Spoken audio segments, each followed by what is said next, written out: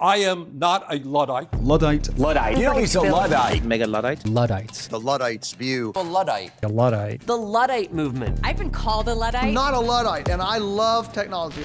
I'm sure you've heard this word before, Luddite. If you ask Google, it will tell you that a Luddite is a person opposed to new technology or ways of working. In short, for over 200 years it has been a derogatory term to label someone as irrationally afraid of technology or progress. But where did this term come from? What is a Luddite? And what if I told you that this is a textbook case of the victors writing the history? In a time of technological acceleration such as these, you're likely to be called a Luddite for having the very reasonable stance of, hey, maybe tech companies should think about the impacts of the technologies they're making before they unleash them on the world. Or maybe the AI industry should actually be regulated. Or maybe technology isn't neutral. Maybe there are technologies that are actually harmful. And they would be correct in calling you a Luddite, but not for the reason you think. Because the victors, aka the factory owners and titans of industrialism, were so successful with their propaganda, you might be compelled to insist that you're not a Luddite without knowing what the term Luddite really means. You might not even be aware that the Luddites were real people and were part of a real movement, a movement fighting for dignity, self-determination, and freedom. In this video, we're going to use two incredible books to explore the history of the term Luddite, who they were and what they stood for. And hopefully by the end, we'll help you see how you are probably a Luddite too.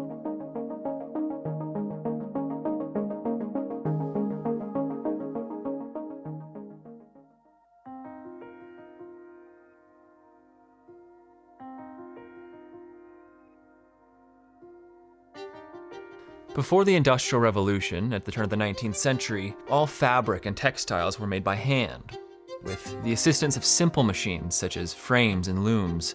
The work of weaving required skill, artistry, and mental agility. These weaving people took great pride in their works, which provided them with a high quality of life. For centuries, these weavers lived dignified lives while producing cotton, silk, and wool textiles, using simple machinery that they ran out of their homes. This cottage production included the entire family, which allowed for ample leisure time to peruse their gardens, relax, and spend time singing with their families. It was common for the weavers to only work 30 hours per week, surrounded by family, on their own schedule. These weaving families were held in wider community, close-knit villages in the beautiful pre-industrial English countryside where villagers found abundance in the common lands that surrounded them. Travelers to the region described the culture as unusually egalitarian for the time, based on reciprocity and mutual aid, fairness, and honesty in the workplace, with an abhorrence toward anything that would encroach on their customs, particularly technologies which were imposed on them from the outside. Writer Daniel Defoe, a traveler to the area in the 1720s, remarked on the beauty of the region, the high quality of life of its people, the health and long life of the villagers, as well as their hardworking nature. For the weavers, it had been like this as long as anyone could remember. When the Industrial Revolution began, everything changed for these people. Soon after the invention of the steam engine, factories were being erected all over Britain with machines that could harness this new power. The steam engine permitted an economic shift that was entirely new in human history. It allowed for the creation of a mechanical economy based on fuel, factory, and foreign trade. It was the first thrust toward abandoning the organic economy of land and labor and local exchange, the real economy, in favor of one made in the image of machines. And so-called free markets came to represent freedom for the factory owners and oppression for the workers. The rise of industrialism coincided with the last enclosure movement.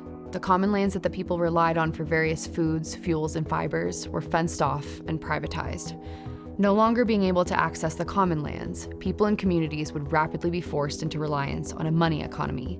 And increasingly, an ideology was forming, one which deified the process of automation and technological progress, in which viewed the world and people as cogs in a vast machine. It was the deification of progress, technology, and efficiency, the enthronement of science as ruling ideology, and the insistence that their prosperity, no matter the human and ecological costs, was perfectly natural, and anything that might resist against it was considered to be backward. All tradition, morality in the marketplace, self-sufficiency, kinship bonds, regulation through custom, organic knowledge instead of mechanistic science, all these things, author Kirkpatrick Sale explains, had to be steadily and systematically disrupted and displaced.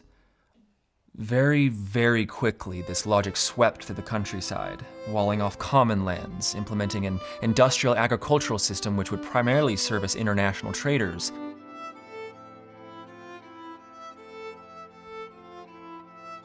Factories and coal mines and steam engines invaded the landscape, filling the air and water with noxious gas and sludge, and the cottagers and freeholders who had lost their lands were forced into the cities to work as degraded machine laborers. By 1810, 20% of the population, 2 million people, were turned to poverty. Knowledge and skills that had taken a lifetime of practice to master became redundant. The machine could create a decent enough imitation of the cloths that the master weavers could create, only more cheaply and more quickly. And anyway, it wasn't about quality anymore, it was all about quantity. The degradation of their craft was echoed in the degradation of the land. By the early 1800s, these factory towns were known for their blackened air that made it hard to see and breathe, and for the noxious rivers filled with industrial pollution. Frederick Ingalls described Manchester's rivers as coal-black, foul-smelling, full of debris and refuse, with the most disgusting blackish-green slime pools. In Dickens' book Hard Times, he describes a world impervious to the sun's rays. A German traveler echoed this when he wrote, "In Manchester, there is no sun." The unsanitary, filthy conditions of the cities spread disease, and death was a way of life for industrial Britain. In addition to these hellish environmental conditions, the factories opened so many opportunities for abuse. The factory workers were often transient and displaced adults, and when those people had been churned through, the standard practice was to coerce orphan children to work the machines. These children were often maimed or killed in the gears of the machines. By 1833, 4/5 of textile workers would be children. The textile workers had tried to reform the cruel factory system for a decade, pleading for workers' rights and production standards, minimum wages and worker unions, but these attempts fell on deaf ears in Parliament. The machine marched forward, grinding up the land and the people as it went. This is why the textile workers of England had no choice but to rebel. This was the future they were fighting against, and thus, the Luddite movement was born. From 1811 to 1812, the Luddites would lead the largest insurrection in English history, which called forth a domestic military response, the largest that Britain had ever seen. Under the cover of darkness, garrisons of well-trained and coordinated Luddites met at a local alehouse, covering their faces with paint or masks. They marched to the local hosiery, workshop, or factory, but only those whose owners lowered wages and implemented automation.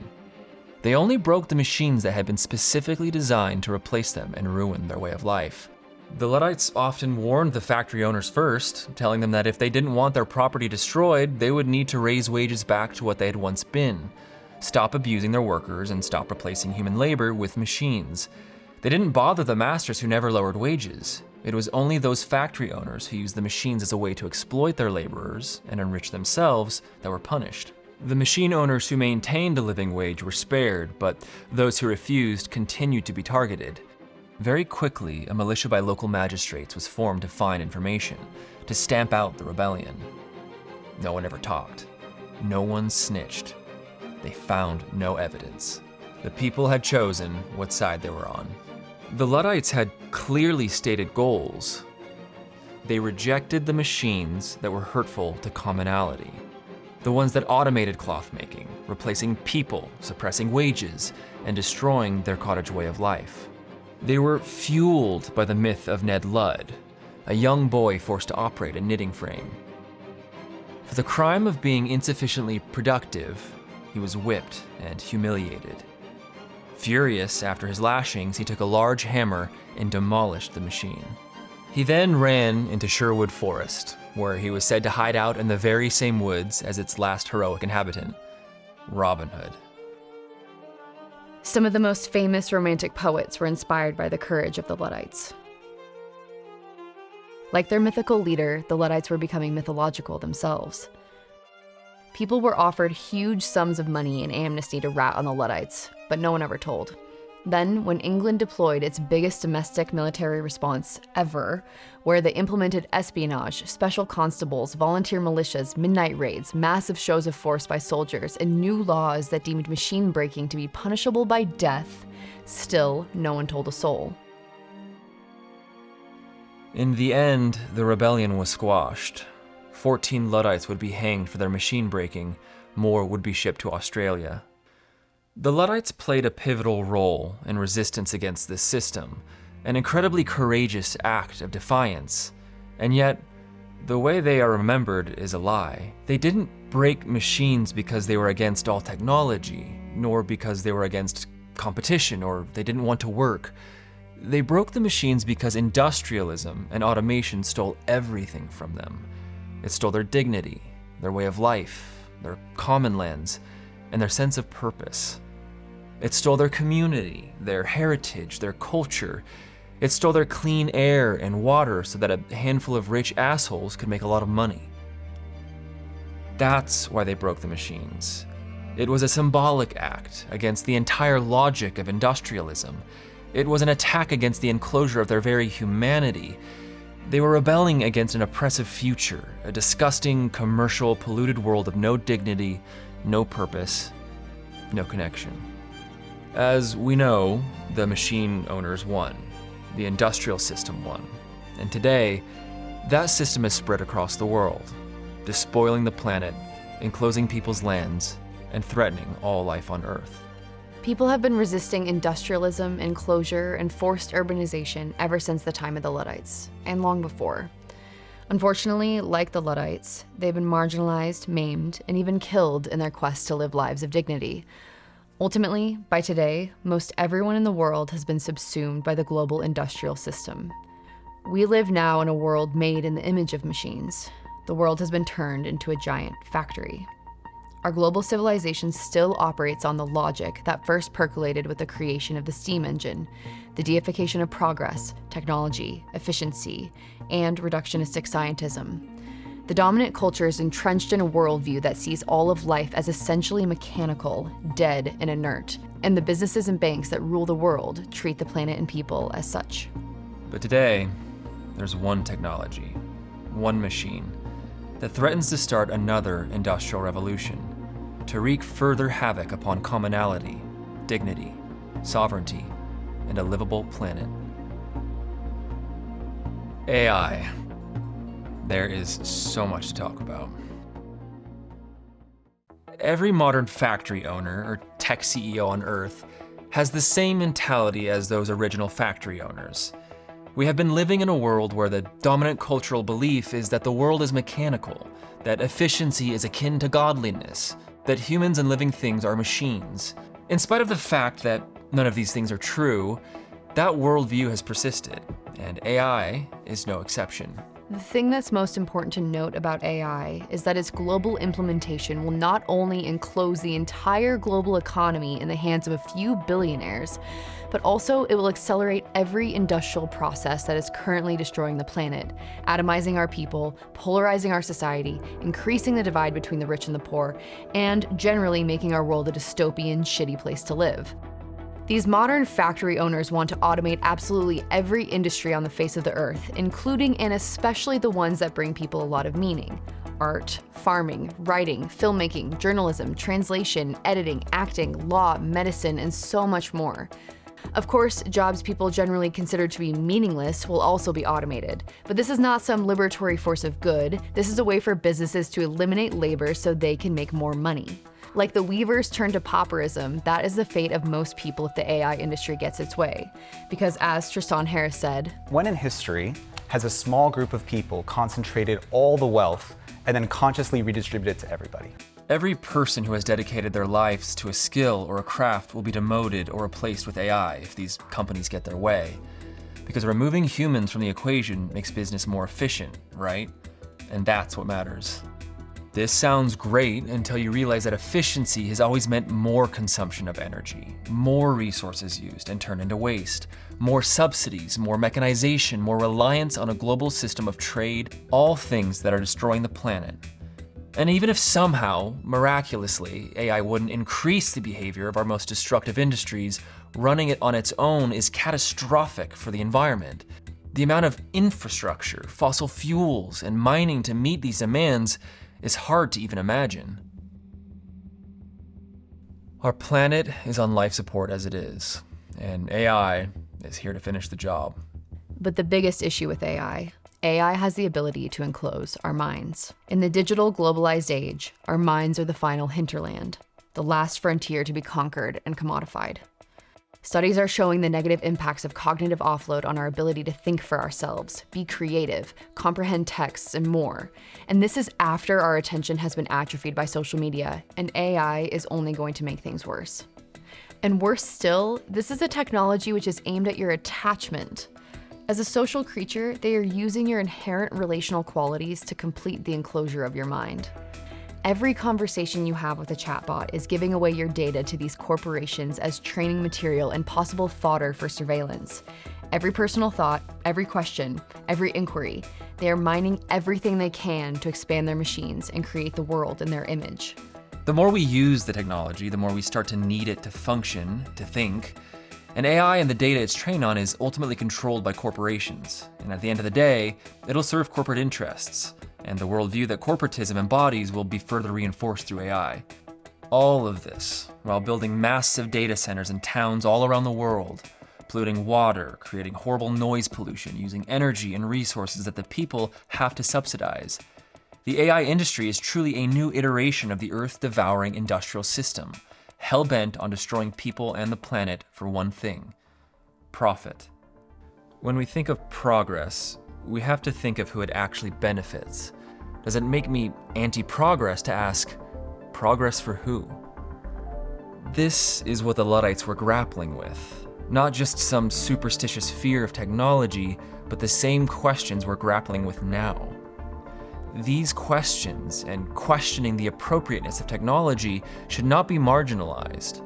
These questions, which impact us all, and especially the world we leave behind for future generations, should be up for public debate. We know from history what progress and technological advancement looks like for the rich, for the owners of the factory, and we know what it looks like for the rest of us. Sale ends his book, Rebels Against the Future, with a list of things that we can learn from the Luddites. Here are a few. All technological advancement has a cost. Progress is a myth. Technologies are never neutral, and some are hurtful.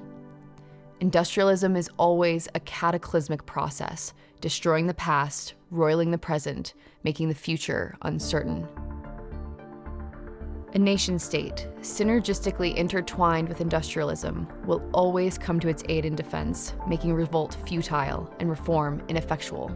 But resistance to the industrial system, based on some grasp of moral principles and rooted in some sense of moral revulsion, is not only possible, but necessary. We didn't inherit this earth from our ancestors. We borrow it from those who come next.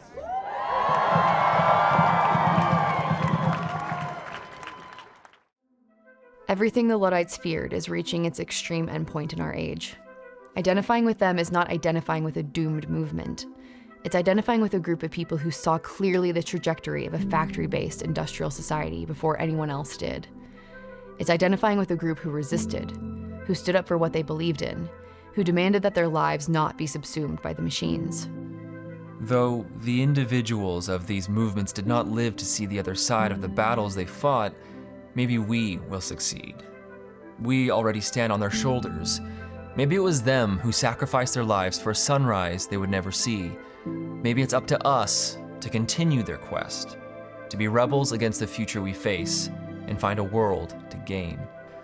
There are more of us now than ever before, and every day, people are waking up to the reality that this world could be made better, made in the image not of machines and their corporate overlords, but of life.